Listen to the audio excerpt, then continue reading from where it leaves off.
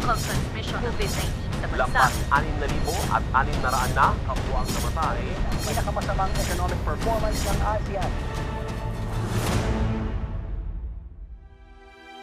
Pilipinas, pinagmamasdan ko kayo kung papaano kayo nangamba sa mga panahon na walang kasiguraduhan dahil sa isang kalabang hindi natin nakikita.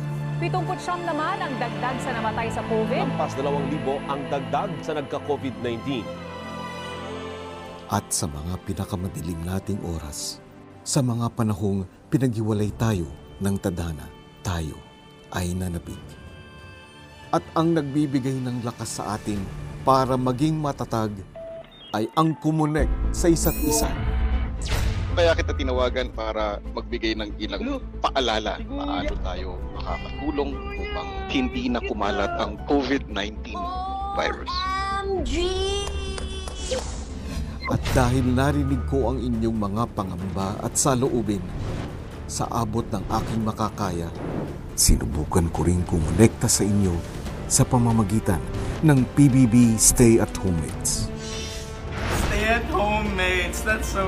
This is actually a task given by Kuya. Turuan ko kayo kung paano gumawa ng isang simpleng DIY face mask. Para sa bayan. Para sa inyong mga frontliners, keep fighting. Ngayong gabi, isa na namang bagong yugto ang magsisimula.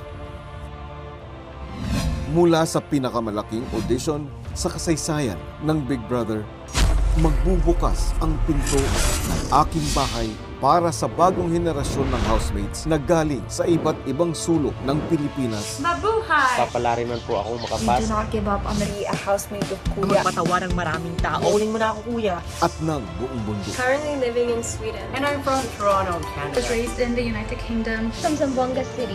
Taga-Tago, Surigao del Sur. Tulad ninyo ay ipaglalaban ang mga pangarap.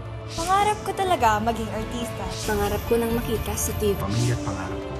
Matulungan ang aking pamilya sa aking mga pangarap. Para sa sarili at para sa pamilya. Gusto ko pong maipakita ang pagiging isang empowered woman. Be the best version of myself. Para makatulong sa aking magulang. Matupad akong pangarap sa akong sarili. Pangandoy po ni sa akong ginikanan. Becoming a better person. I am more than just a teen mother. Broken family nga po pala kami. Today, I'm going to show you my talent. To promote the causes and advocacies that I'm very, very passionate about. Makakamit ang hinahangad mong pangarap.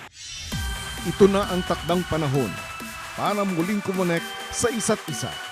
Isang teleserye ng totoong buhay sa bagong normal na panahon. Pinoy Big Brother Connect. Hello Philippines and hello world! Thank you for watching Pinoy Big Brother. Stay connected and don't forget to subscribe to Pinoy Big Brother YouTube channel para maging updated sa latest happenings sa loob at labas ng bahay ni Kuya. And don't forget to like, comment, and share this video.